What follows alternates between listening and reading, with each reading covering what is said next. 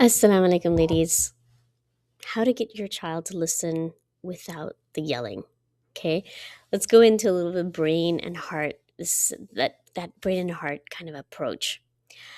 If you're new here, my name's Tasneem Nomani, and I'm a parenting coach for moms to bring that calm and that peace again in their relationships. So, if you feel like your child only listens to you when you yell, this isn't because you are a bad mom. It's just because no one has really taught you how your child's brain actually hears you. Okay? So I still remember that time when it was dinner time and we were sitting at the table and my son just refused to eat his dinner. Okay? I spent so long in the kitchen making this, beautiful dinner lasagna, and he just refused to even touch it, even try it. And that was it. I asked him really nicely. I said, just try it. You want to just taste it. You like it. And I asked him, can you start eating, please? And that was it. I snapped. Okay. And I yelled at him. And this was everyone's at the dinner table. And they just looked at me. I was like, what happened to mom? Right. But I remember that look on his face when he burst into tears and just like ran into his room, and he didn't have dinner that night. So that night, I sat with my journal and I wrote, why won't he just listen to me? Okay, why won't he eat?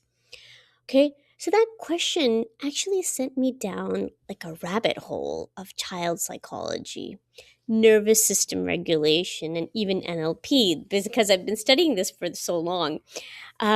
So, how our words and tone land in a child's brain. Okay, he was only like 3 or 4 years old then. But what I discovered that it just completely changed was how my son respond to me. Right now, most days he listens. Not the first time, of course, but I don't have to like yell and scream. I don't have to be that like yelling monster version of myself. So, in this video, I'm going to walk you through the 4 exact steps, like a framework I use now, rooted in child psychology and nervous system science, so that your child can listen. You don't have to be yelling at him or her to hear you, okay? Without the power struggles every day and without you hating yourself that you showed up that way. So, what we're going to cover today is how your child's brain actually hears you, the way you enter their world before giving an instruction, how to speak so their brain can hold on what you said, and what to do in that gap between I asked and they moved without repeating yourself 20 times. Okay? So, what's going on? Working memory plus nervous system. So, when we say they're not listening, what's often happening is that their brain is deeply focused on something else, right? If they're playing a game, if they're doing their homework, they're doing something, doing a puzzle, whatever that is that they're really engrossed in. So, their working memory, the mental whiteboard where we hold information, is very small for them, right? That whiteboard of capacity is very small for them. Their nervous system may be in that play mode or the defense mode and not in the instruction mode. Okay, so it's not like they're plotting against us and they don't want to listen to us. It's that their brain is just being busy being a child or being or playing or doing whatever that they're doing.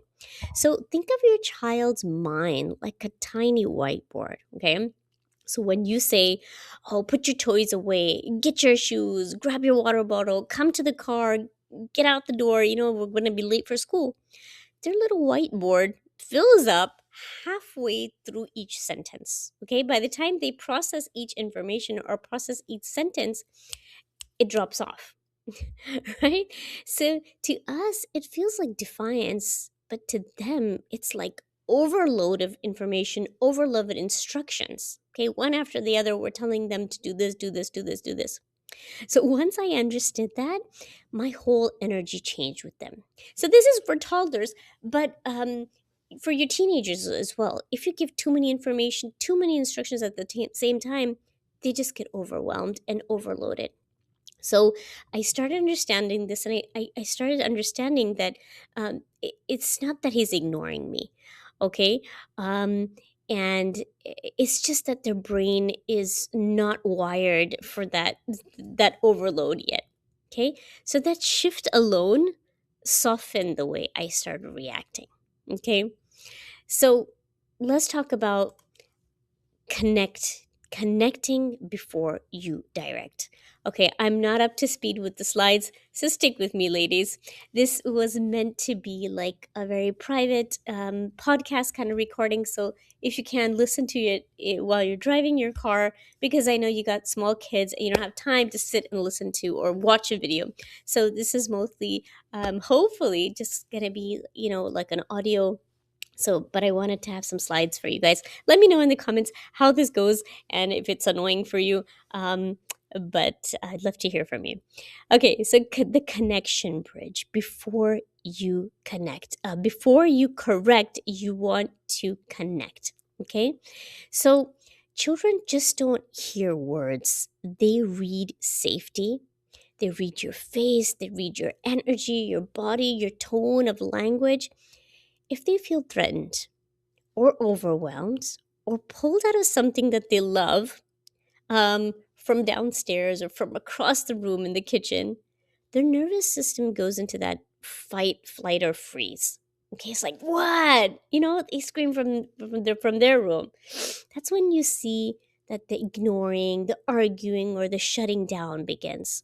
So before I give any instructions now, what I try to do is I build a tiny bridge. Okay, so I enter their world physically. Instead of yelling from the kitchen, I go into their room physically. I walk over instead of yelling from the kitchen. Secondly, I drop to their eye level. Okay, I crouch down so my eyes are level with his, and this reduces that someone towering over me kind of threatening feeling, right? And it just tells their brain that, okay, I'm safe, I'm here with you. So when they're watching TV, you want to go down, you want to sit next to them, um, be eye level with them. Thirdly, this is the NLP and the nervous system regulation, is use gentle touch as an anchor. Okay, so put a gentle hand on his or her shoulder, and this becomes a cue for them. Okay, mom is talking to me, I need to pay attention now. So whenever you touch them, they know, okay, I need to pay attention. That shifts their focus. Number 4, say his name and wait for eye contact. Okay, so I don't rush to give the instructions. I simply say, okay, Ali, wait for him to look at you, and then when you get that eye contact, get his attention, then you begin speaking, right? So just something like, Ali, we need to be out the door in 5 minutes. Let's get ready now. Okay, let me know how this goes for you if you try it. All right, a few of language tweaks that you can try. What happens is that make it really easy for their brain, right? Use simple, concrete verbs. What happens is, as I said, that we give too many instructions at the same time. One clear, kind instruction, okay? Because their working memory is small, okay? To have long lists of directions, it just feels like a wall of noise for them. And the more words we use, the more likely they are to freeze or to forget what we say. Okay? They don't do it on purpose. They actually just don't have the capacity to hear so much, right? So use simple concrete verbs like put the blocks in the basket, or clean or fold the blanket on your bed. Put this in the laundry. Okay? Instead of being very generic, it's like go clean your room. So they don't really know what exactly you want to be cleaned. There may be a lot of mess and that overwhelms them. Tell them what to do, not just what not to do. Okay? So if they're fidgeting at the dinner table, it's like, okay, stop climbing. You want to tell them, okay, put your hands on the table and sit still. All right? Um, if you need help with this, like personally, because every child is different, this is what I do, this is what I help moms do, find that connection, find better ways to communicate with their kids without the yelling. Okay, so I'm going to leave the link below, and you can contact me for a free clarity call, and we can jump on a call and we talk about what's going on. Okay, so toddlers do best with one simple step at a time. Preschoolers can handle two or three maybe related steps, but they are related. They can be random, different things. The older kids can handle a bit more, but still do better when you chunk instructions into smaller bites. All right? Okay, let's get into the second part. All right. Another thing I'd like to add here is the 10-second window, right? The silent 10-second window. So here's a piece that changed everything for me, okay? After you give an instruction, your child needs to process it, right? It needs time to understand what you're saying and then plan the movement and they'll tell the body to move, okay? So that can take several seconds in a young brain. So if we jump in at second 2 with, are you listening? Are you ready? I already told you to do that. Okay, so we're interrupting that process of, understanding. So what I do now, my kids are older, but what I started learning was after I give an instruction, I literally count in my head 1 to 10. Okay, I wait, give a little bit of pause, have that patience, and I stay there with them. Okay, present, calm. And I don't repeat myself again and again and again. Okay, and I don't nag them. I let his brain do the job. Excuse me. Okay, so that silent gap is also where they regulate their emotions. They regulate, then they process those emotions. And it's a mini mindfulness moment. So I soften my shoulders, I slow my breath down, and the children also borrow from our nervous system, right? Our energy, the way we're holding ourselves steady. And it helps their brains settle and move into action, right? Okay, now you're going to ask me, I know, what if they still don't listen, this name? How do you follow through? Okay. The main thing is following through. If you say, okay, turn off the TV in 5 minutes, you have to be back there in 5 minutes to see if they've turned it off. Okay, this isn't just about being a soft parent who asks like 20 times. It's about being a consistent, regulated leader. Okay, your child's brain needs to learn that when you say something, you follow through calmly, not angrily. Okay, if you say you're going to go to school, this what happened this morning. Okay, I told my daughter she was not well a couple of days, and I said, okay, tomorrow you're feeling better and you're going to go to school. All right. And so I've been talking about her about this for the weekend. And when Monday came around, she sat up in bed and started crying. She's like, I don't want to go and this and that. I just stayed quiet. I said, okay, we promised. We talked about this. You're going to go on Monday. And then that's it. I let her cry a little bit. And then she knew that I was not going to let it go. So she got up and she got ready and she went to school. So it's about when you say you're going to do something or when you promise this is going to happen, you follow through. Okay? So our approach as a mother, you want to repeat once, simpler and closer. So if he doesn't move after those 10 seconds, I get even more concrete. Okay? So Ali, put the pen down and come for dinner. Okay? Or I take the remote from his hand and say, okay, we're going to turn off the TV now because I've already told you 5 minutes ago. Okay? Or you can step and co-do it. Okay? So if they need help with their cleaning the room, if he still doesn't move, I go next to him and guide him. Okay? I'll help you. All right? Here, you pick this up and now we put this in together. Okay? So I'm teaching his brain the full sequence. Okay, if there's toys on the floor, you're going to say, okay, now put the toy in the cabinet or put this here, rather than just shouting from across the room. Okay, this helps like stay out of shame. Okay, stay out of the shame language, right? So avoid, why are you always like this? Why are you always ignoring me? You never listen to me. You can say something like, okay, I know it's hard. I know that you want to watch this show, but you can watch it again. There's also always a replay, okay? But when Amma says that it's time to turn it off, you turn it off, okay? So every time you calmly help them complete the action, you're wiring in a pattern, okay? And this really, really is effective because you have to be consistent with it, okay? All right, let me give you a few NLP shifts, mini tools that you can try, which is called mirroring and pacing, positive framing, and instead of don't run, you say, let's use walking feet instead. Okay, hold on. Let's use this last one, choice within a boundary. Okay, so mirroring and pacing, what does that mean? So sometimes you want to match his energy first. Okay, if they've come back to school from school and they're in that low energy and they're tired, you don't want to be all hypered and, speaking a lot. You want to match their energy, sit with them, and give them time to unwind. Okay?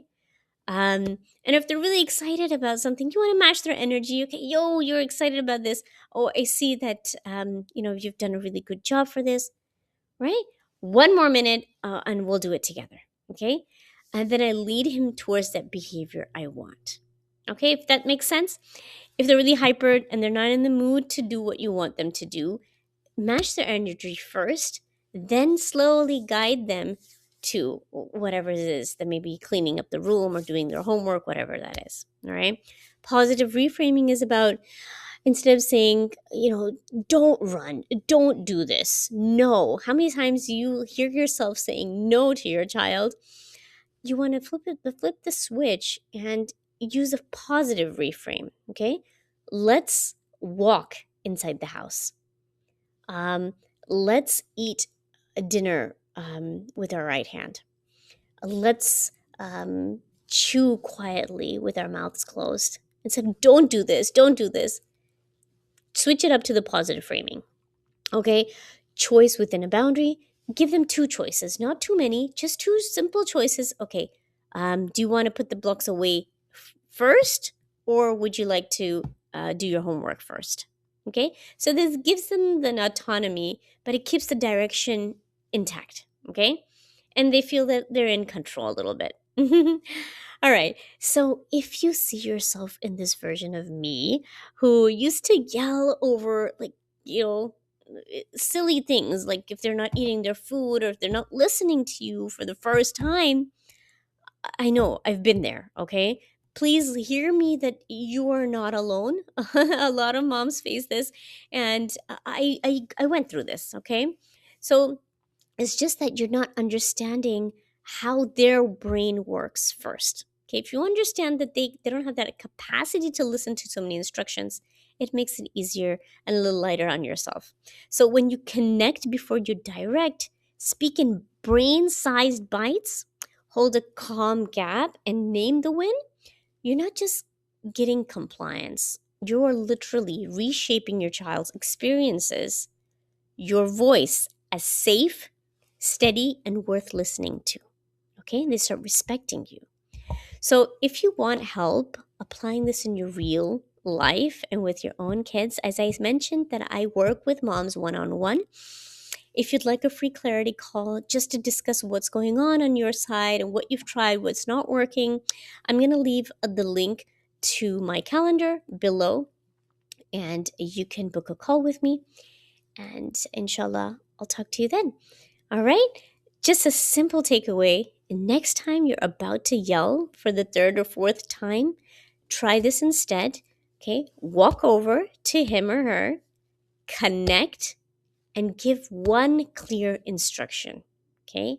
And then silently count to 10. Okay? Just wait. You might be surprised how quickly your home starts to feel different because you started controlling your emotions, your anger. All right? So thanks so much for being here. Let me know in the comments if this helped or if you'd like me to discuss something else that's bugging you. And I'll see you in the next one, inshallah. Assalamu alaikum.